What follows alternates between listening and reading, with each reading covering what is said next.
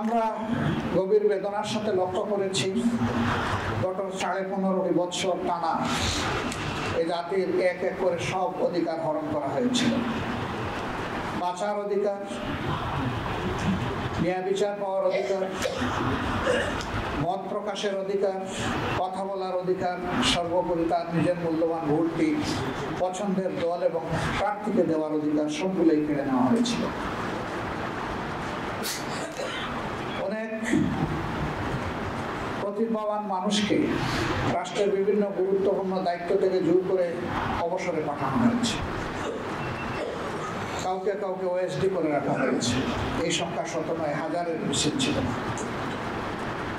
আবার আন্দোলনের পক্ষে থাকার কারণে বিরোধী দলের অসংখ্য নেতাকর্মীকে ঠান্ডা মাথায় খুন করা হয়েছে।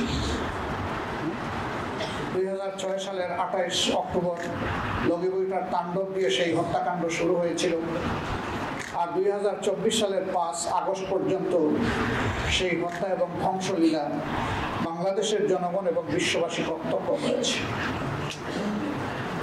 এই সরকারের কাছে জনগণের জান, মাল, ইজ্জত, আবরু কোনো ধরনের কোনো মর্যাদা ছিল না, কোনো নিরাপত্তা ছিল না। এই সকল নিরাপত্তাই কেড়ে নেওয়া হয়েছে। আমরা শ্রদ্ধার সাথে স্মরণ করি বিডিআরের তৎকালীন বিডিআরের সদর দপ্তর পিলখানায় যে 57 জন কমিটেড চৌকস সেনা অফিসারকে হত্যা করা হয়েছিল। আল্লাহ তাদেরকেও শহীদের মর্যাদা দান করুন। এরপরে আঘাতটা দেওয়া হয়েছিল বাংলাদেশ জামাত ইসলামীর উপর। আমাদের 2 জন সাবেক আমিরে জামাত জনাব অধ্যাপক গোলাম আজম রাহিমাহুল্লাহ, শহীদ মৌলানা মতিউর রহমান নিজামী সহ তাদের 11 জন সহকর্মীকে নির্মমভাবে বিচারের নামে প্রহসন করে হত্যা করা হয়েছে। আমরা এর প্রতিবাদ তখনও করেছি, এখনো প্রতিবাদ জানাই এবং আমরা আল্লাহ তাআলার দরবারে দোয়া করি আল্লাহ তাদেরকে মর্যাদাবান শহীদ হিসাবে কবুল করুন। পাশাপাশি আমরা 1 জুলাই এবছরের আগেই 500-র অধিক আমাদের সহকর্মীকে সারা দেশে হারিয়েছে। তাদের মধ্যে নারীরা আছেন, পুরুষরা আছেন, শিশু, আবাল, বৃদ্ধ বনিতা আছেন এবং বয়স্ক মানুষদেরকেও তারা ছাড় দেয়। মহান রবের দরবারে দোয়া করি আল্লাহ তাদেরকেও শহীদ হিসাবে কবুল করেন। এর পাশাপাশি বিরোধী দলের অন্যান্য যাদেরকে হত্যা করা হয়েছে একই অবস্থা তাদের ক্ষেত্রে ছিল, যদিও নেতৃত্বের ক্ষতিটা সবচেয়ে বেশি হয়েছে বাংলাদেশ জামাত ইসলামী। এই ক্ষতিটা অন্য কোনো দলের হয়নি। আমরা এরকম নির্যাতনের শিকার হয়ে স্বৈর শাসকের হাতে দুনিয়া থেকে যারা বিদায় নিয়েছেন তাদের আত্মার মাগফিরাত কামনা করছি এবং আল্লাহ তাআলার দরবারে তাদেরও শাহাদাত কামনা করছি। আমাদের দলের বাইরেও যারা পঙ্গু হয়েছেন, আহত হয়েছেন, ক্ষতবিক্ষত হয়েছেন, বিভিন্নভাবে ক্ষতিগ্রস্ত হয়েছেন, তাদের জন্য মহান দরবারে কল্যাণের দোয়া করছি। অসংখ্য আলিম ওলামা যাদের উপরে আঘাত দেওয়া হয়েছিল মূলত 13 সালে 5ই মে শাপলা চত্বরকে কেন্দ্র করে একটা শান্তিপূর্ণ সমাবেশে রাতের অন্ধকারে কিভাবে ঝাঁপিয়ে পড়া হয়েছিল তার সাক্ষী এদেশের জনমানুষ এবং বিশ্ববাসী। কতজন মানুষকে সেদিন খুন করা হয়েছিল তার হদিস আজও পাওয়া যায়। কোথায় তাদেরকে নিয়ে গায়েব করা হয়েছে লাশগুলো তাদের পরিবার তা জানতে পারেন। এরপরে আবার 21 সালে একই তাণ্ডব অসংখ্য আলিম ওলামা হেফাজতের নেতৃবৃন্দের উপরে চালানো হয়েছিল। হাজার হাজার মামলা দিয়ে লক্ষ লক্ষ মানুষকে জেলে নেওয়া হয়েছে। কার্যত আমাদের বাড়িঘর জেলেই পরিণত হয়েছিল। জেলের ভিতরেও জেল, বাইরেও জেল, গোটা দেশটাই একটা কারাগারে পরিণত হয়েছিল।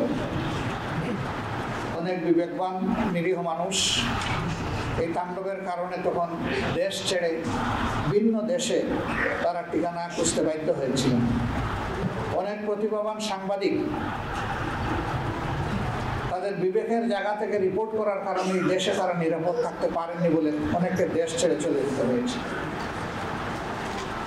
13 সালে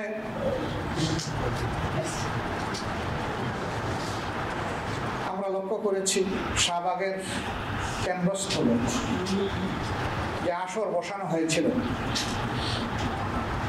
দেশে চরম বিশৃঙ্খলা সৃষ্টি করা হয়েছিল, তখন দুইটা সরকার প্যারালাল চলছিল। একটা সরকার ছিল সংসদ কেন্দ্রিক, আরেকটা ছিল শাহবাগ কেন্দ্রিক। শাহবাগের সরকারই সংসদীয় সরকারের চেয়ে ক্ষমতাবান হয়ে উঠেছিল। তাদের কথায় বাংলাদেশের জাতীয় পতাকা উঠত এবং নামত। জাতি বিস্ময়করভাবে এই সমস্ত বিশৃঙ্খলা লক্ষ্য করেছে এবং রাষ্ট্র থেকে পূর্ণ পৃষ্ঠপোষকতা দেওয়া হয়েছে। সম্মানিত বন্ধুগণ, এই সমস্ত ট্রমা এবং স্কার নিয়ে এই জাতি বেঁচে ছিল এবং প্রত্যেকটি অন্যায়ের বিরুদ্ধেই সোচ্চার হয়েছিল। 15.5 বৎসরের এই জগদ্দল পাথর আল্লাহ রাব্বুল আলামিন আমাদের সন্তান তৈরি, ছাত্রছাত্রী যুব সমাজের মাধ্যমেই 1 বৎসরের 5 আগস্ট সরিয়ে দিয়েছে। কিন্তু এই সরিয়ে দেওয়াটাও খুব সুখের ছিল না। কম বেশি 2000 আদম সন্তানকে এই দেশের নির্মমভাবে খুন করা হয়েছে। স্থল থেকে খুন করা হয়েছে, আকাশ থেকেও গুলি করে খুন করা হয়েছে। এই জন্য জাতির বিরুদ্ধে সরকারের যুদ্ধ ছিল। আমরাও তাদের সকলের প্রতি গভীর শ্রদ্ধা নিবেদন করছি আরেকবার। তাদের সীমাহীন ত্যাগের বিনিময়ে আজকের এই বাংলাদেশ, নূতন বাংলাদেশ। সুতরাং এই জাতিকে তাদের রক্তের প্রতি শ্রদ্ধাশীল থাকতে হবে এবং ঋণ পরিশোধে যত্নশীল হতে হবে। আমরা প্রতিশ্রুতিবদ্ধ, আমরা আমাদের সন্তানদের, নাগরিকদের এই রক্তে এর মর্যাদা আমরা দিতে চাই। এর বিনিময়ে তারা যে স্লোগান দিয়েছিল, উই ওয়ান্ট জাস্টিস, আমরা ন্যায় বিচার সমৃদ্ধ একটি সমাজ চাই, বৈষম্যহীন একটা সমাজ চাই। সেই বৈষম্যহীন এবং ন্যায় বিচার সমৃদ্ধ সমাজ গড়তে হলে সুষ্ঠু নির্বাচনের মধ্য দিয়ে কাউকে না কাউকে এদেশের দায়িত্ব তুলে নিতে হবে হাতে। এই সুষ্ঠু নির্বাচনকে সামনে রেখে আমরা বর্তমান ইন্টারিম গভর্নমেন্টের কাছে দাবি জানিয়েছিলাম যে আপনারা কতিপয় গুরুত্বপূর্ণ বিষয়ে আপনাদেরকে সংস্কার সাধন করে সুষ্ঠু নির্বাচনের জন্য সমতল মাঠ তৈরি করতে হবে। এর জন্য একটি রোডম্যাপ দরকার। এরপরে আমরা বলেছিলাম যে সংস্কারের এই মৌলিক বিষয়গুলা সম্পন্ন হওয়ার সাথে সাথেই নির্বাচন অনুষ্ঠানের পদক্ষেপ আপনাদেরকে নিতে হবে। আবারও আমরা একই কথা তাদেরকে বলবো। পাশাপাশি সুষ্ঠু নির্বাচনের অন্যতম মৌলিক দুটি বিষয় অঙ্গাঙ্গিভাবে জড়িত। একটি হচ্ছে রাষ্ট্রের সকল প্রাপ্তবয়স্ক নাগরিককে ভোটার তালিকায় অন্তর্ভুক্ত হওয়ার সুযোগ সৃষ্টি করে দেওয়া। দ্বিতীয়টি হচ্ছে বিগত সরকার জুলুম করে বহু জায়গায় তৎকালীন বিরোধী দলে যারা ছিলেন তাদের এলাকাগুলোকে টার্গেট করে আসন সংখ্যা কমিয়ে দিয়েছে, আসন পুনর্বিন্যাসের নামে জুলুম করেছে।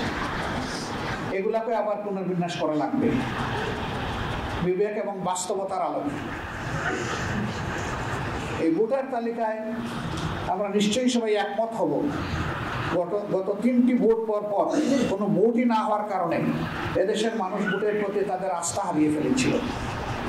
অসংখ্য যুবক যুবতীর বয়স হয়েছে ভোট দেওয়ার, কিন্তু তারা ভোটার হওয়ার আগ্রহই তারা অন্তরে ধারণ করত না। যে যুব সমাজের মাধ্যমে এই পরিবর্তন এসেছে, অবশ্যই তাদের প্রতিটা ব্যক্তিকে এবার ভোটার তালিকায় অন্তর্ভুক্ত করতে হবে এবং তার জন্য প্রয়োজন হচ্ছে বাড়ি বাড়ি গিয়ে এই ভোটার তালিকা হালনাগাদ করা। এর জন্য যৌক্তিক যে সময় লাগবে সেটা অবশ্যই সরকারকে আমরা দেওয়ার পক্ষে। আমরা বিলম্বিত বা দীর্ঘায়িত সময় নয়, যৌক্তিক সময়টাই দিতে চাই। পাশাপাশি এবারকার এই যুদ্ধটা ফ্যাসিস্ট সরকারের বিরুদ্ধে শুধু দেশবাসী করে নাই, প্রবাসে আমাদের যে সমস্ত নাগরিকরা আছেন তারা সমান তালে আমাদের সাথে যুদ্ধ করেছে। আমরা তাদের প্রতি শ্রদ্ধাশীল। তাদেরকেও ভোটার তালিকায় অন্তর্ভুক্ত করতে হবে। তাদেরকে ভোটার তালিকায় অন্তর্ভুক্ত করার উদ্যোগ সংশ্লিষ্ট দেশের এমবেসির মাধ্যমেই সরকারকে গ্রহণ করতে হবে। কেউ কেউ যদি দেশে এসে করতে চাই ওয়েল, শুধু ভোটার তালিকায় অন্তর্ভুক্ত হওয়ার জন্য একজন নাগরিকের দেশে আসার প্রয়োজন নেই। বর্তমান আধুনিক প্রযুক্তির যুগে ওখানে থেকেই এটা সম্ভব। আমরা এও দাবি জানাই তাদেরকে যেন ভোটার তালিকা অন্তর্ভুক্ত করেই আগামী নির্বাচন সম্পন্ন করা হয়। প্রিয় দেশবাসী, দেশ যখন এই পরিবর্তনের পরে একটা ইতিবাচক ধারায় আগাচ্ছে, তখন আমরা লক্ষ্য করছি যে এই দেশকে অশান্ত করার জন্য পতিত স্বৈরাচার এবং তাদের দূষণ দেশে বিদেশে তারা মাথা ছাড়া দিয়ে উঠেছে এবং তারা অনেকগুলা দুর্ঘটনা ঘটিয়ে এই সমাজকে অস্থির করতে চায়, অস্থিতিশীল করতে চায়। আলহামদুলিল্লাহ, বাংলাদেশের বিচক্ষণ দেশপ্রেমিক জনগণ ইতিমধ্যেই তাদের ফাঁদ বুঝতে পেরে তাদেরকে ব্যর্থ করে দিয়েছে। তাদের ষড়যন্ত্র আল্লাহ তাআলা ব্যর্থ করেছেন, এই জন্য আল্লাহর দরবারে শুকরিয়া দেন। তাদের এই অপপ্রয়াস জাতিকে আরেকবার মজবুতভাবে ঐক্যবদ্ধ করে দিয়েছে। আমাদের প্রতিপক্ষ যদি এটা বুঝতে পারে যে এই দেশের মানুষ আর কারো কাছে অসহায়ভাবে আত্মসমর্পণ করবে না এবং কোনো চোখ রাঙ্গানিকে পরোয়া করবে না, তাহলে তাদের জন্য এবং আমাদের জন্য কল্যাণকর। আমরা একটা সুন্দর, শান্তিপূর্ণ, মানবিক দেশ চাই। আমরা একটা দুর্নীতিমুক্ত দেশ চাই। আমরা একটা জাস্ট সোসাইটি চাই, সুবিচারপূর্ণ একটা সোসাইটি চাই। এবং আমরা আমাদের যুবকদেরকে এদেশের উন্নয়নের কারিগর হিসেবে আমরা প্রতিষ্ঠিত করতে চাই। সমাজ পরিচালনার দায়িত্ব আমরা ক্রমান্বয়ে তাদের হাতে তুলে দিতে চাই। সেই বাংলাদেশ গঠনে, এমন একটি নতুন বাংলাদেশ, মানবিক বাংলাদেশ গঠনে আমরা নারী পুরুষ নির্বিশেষে সকলের প্রতি সম্মান রেখে সকলকে মর্যাদার আসনে প্রতিষ্ঠিত করার লক্ষ্যে আমাদের যে প্রয়াস, সেই প্রয়াসে আমরা দেশবাসীর পরামর্শ চাই, দোয়া চাই, ভালোবাসা চাই, সমর্থন চাই, পাশে চাই, সাথে চাই। আমরা আশাবাদী প্রিয় দেশবাসীর সহযোগিতা পেলে ইনশাআল্লাহ একটা কাঙ্ক্ষিত বাংলাদেশ গঠন করা সম্ভব হবে। এই জন্যে আমরা দেশপ্রেমিক সকল শক্তির প্রতি উদাত্ত আহ্বান জানাবো। জাতীয় স্বার্থের জায়গায় আমরা যেন কখনো বিভক্তিতে লিপ্ত না হই, বরঞ্চ আমরা যেন ঐক্যবদ্ধ থাকি। জাতি ঐক্যবদ্ধ থাকলে জাতির বিরুদ্ধে যারা ষড়যন্ত্র করবে তারা অবশ্যই ব্যর্থ হবে। আল্লাহ তাদেরকে ব্যর্থ করে দেবেন ইনশাআল্লাহ। তাই আরেকবার আমি জাতিকে জাতীয় স্বার্থে দল মত ধর্মের ঊর্ধ্বে উঠে ঐক্যবদ্ধ থাকার আহ্বান জানিয়ে আমার উদ্বোধনী কথা এখানেই শেষ করছি। আল্লাহ হাফেজ। বাংলাদেশ জিন্দাবাদ। বাংলাদেশ জামাত ইসলামী জিন্দাবাদ।